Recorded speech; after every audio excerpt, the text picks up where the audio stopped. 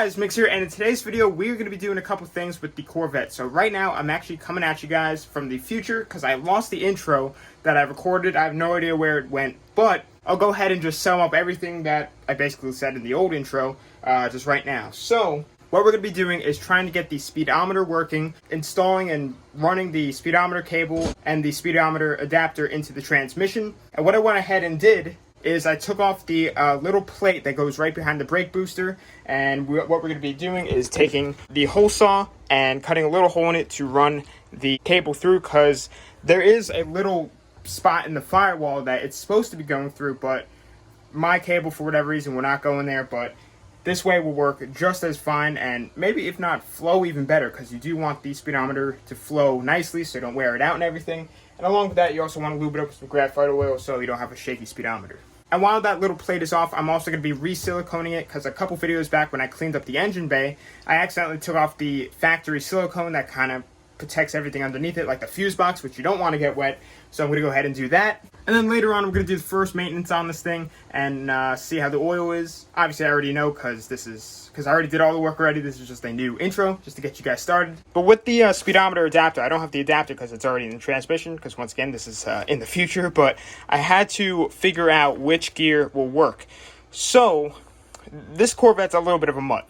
I was looking at the rear end because I need to know the rear end ratio, and the date on it is 1978. This is a 1974 Corvette with a 1980 body, but apparently has a 78 rear end. So the only way to really truly figure it out is if you take off the rear end cover and really check it out. You could also put it up in the air and spin the drive shaft by hand and see how many revolutions the wheels make, but that's not really accurate for me. So I just went and Googled it, and it said 370 gears was in the 1978 rear ends. So I just went ahead and went with that, and it said I needed a 22 tooth gear. So I just went ahead and went with that, and if it's off, we could always just take it back out and, you know, swap it out with the new one. But with that being said, enjoy today's video. So guys, with that being said, let's go ahead and get this all drilled out so we can go ahead and get back out to the Corvette and begin working on it.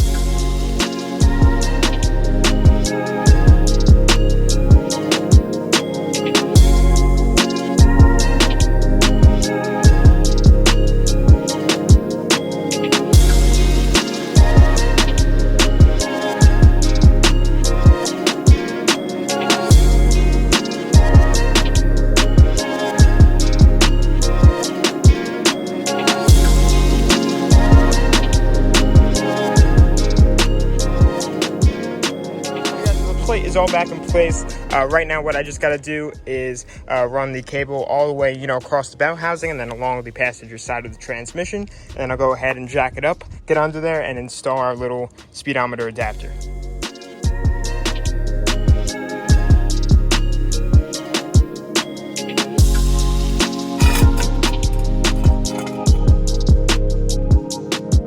Alrighty guys, so I'm under the car, and there is the speedometer cable. And right up there, it's gonna be hard to see, right up there where that duct tape is, that is where it's gonna go. I put that duct tape there because I took off the old little silicone seal it had, but I just gotta peel that off, slide in the new one, bolt it down, lube up the speedometer cable, screw it down, and then just kind of run the speedometer cable away from anything really hot, like the exhaust, and this will be done.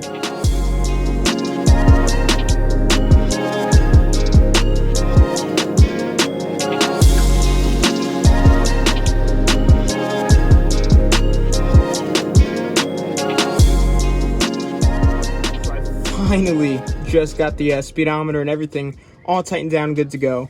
I was literally probably for about a half hour between here and the exhaust with a tiny little plier tightening the speedometer cable, but finally it is nice and tight in there. So now I need to go through zip ties and just tidy this up so it's not dragging on the ground or near the exhaust. Alright guys, so right now I am actually going to run to AutoZone because I'm going to do the first oil change on this thing. I'm not going to be able to do it tonight, but I am going to be doing it tomorrow, so I'm just going to get everything tonight so we're all good to go tomorrow. And I am definitely really curious to see how this oil looks. I know it's probably really old just because he said that this thing has been sitting for a while. So it's definitely really good that we're doing this oil change before it gets on the road.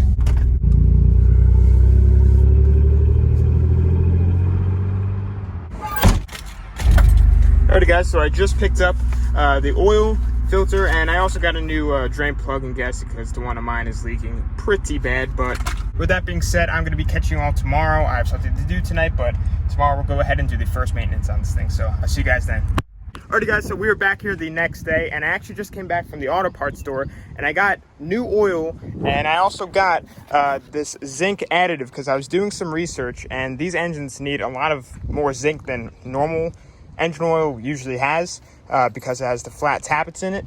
But I went to a guy that I trust and I've been going to for years, and he said he uses this in all of his old cars, so this is what I'm doing, and I'm joined here with my friend. He's all right, so I'm joined here with my friend Mike. That was so hard. All right, so I'm joined here with my friend Mike. All right, here we go. Wait. 3, 2, 1. All right, so I'm joined. Why is this so hard? All right, so I'm joined here with my friend Mike, and he is going to be helping us out with this oil change. He came with us to pick up the vet, and he helped us, take out the seat and stuff a couple videos back. But we're going to be doing the first maintenance on this thing in probably a long time because he said that this thing has been sitting before the owner I bought it off of for a while. So definitely really curious to see how this oil is, but it takes like between 4 and 5 quarts. So I'll probably start for like 4, 4.5, check the dipstick and see how it is. But right now I want to go ahead and start it up, get some of the oil, circulated so it comes out nice and easy. And we'll go ahead, drain it out, and see how she looks. She's in neutral. Yep. A cold start.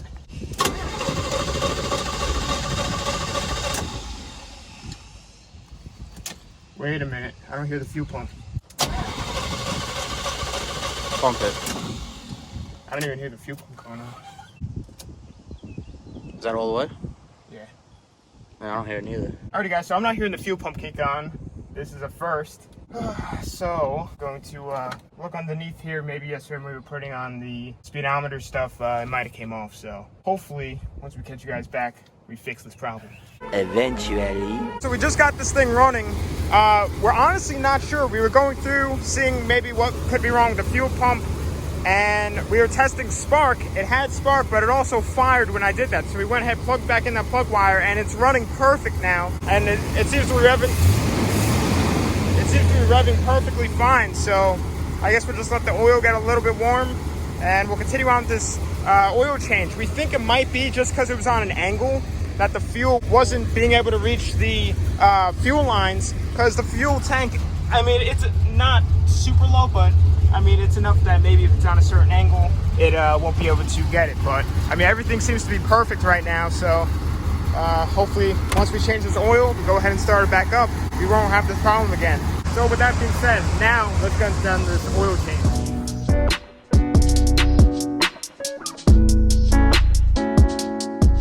Oil is draining now, and it doesn't actually look bad at all. It's a little black, but that's pretty normal, but definitely better than I thought it was going to be. But once we drain this out, pop out the oil filter, maybe check it out a little bit, and put in the new stuff.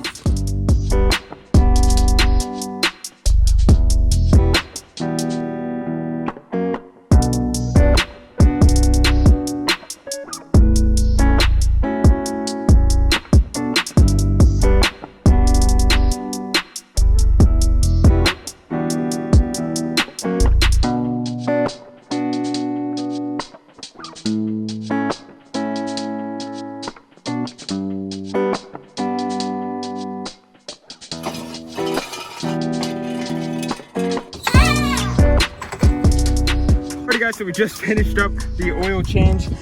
Here's a closer look at it in the sun. Honestly, not bad. And it's kind of hard to tell how the oil filter is without cutting it out, but honestly, there wasn't really any metal shavings or anything like that, no water or anything like that, so definitely good. But all the oil is in there, everything's all set. But Mike's just gonna go ahead and fire it up. Should be unlocked. Yeah, I cut that out of the video.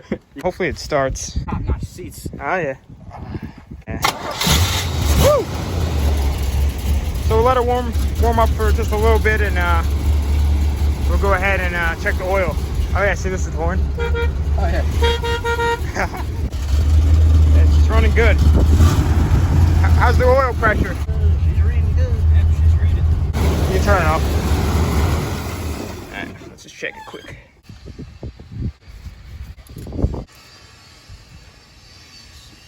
It's hard to tell, but so it looks like it's like right at the full. All right, first oil change is complete. So guys, we were actually back here the next day, and I actually just went ahead and cleaned up the floors on this thing. They are shining now. Before they had a bunch of dirt and just like pieces of wire and everything from working under the dash, but it definitely looks a whole lot better over here. But as of right now, there is just nothing really too much left to do. I mean, for right now, there's still a good amount of stuff to do, but just waiting on some parts and everything like that to continue on. So a little bit more of a laid back, chill video for you guys here today, just doing some basic maintenance. And I wish we were able to see if the speedometer was actually working, but obviously there's no seat in it. And I'm actually having a problem with the brakes and air getting into the brake system, so definitely got to look into that. So with that being said, I'm going to be ending off the video here. Next video with this thing, if everything goes through, should be really awesome. One of my favorite things to do to cars could be happening to this, so definitely be on the lookout for that. But with that being said, follow my social medias. They will be on the outro of this video. Instagram and Snapchat I use the most. But thanks for watching. Please subscribe, like, comment, share friends with the channel.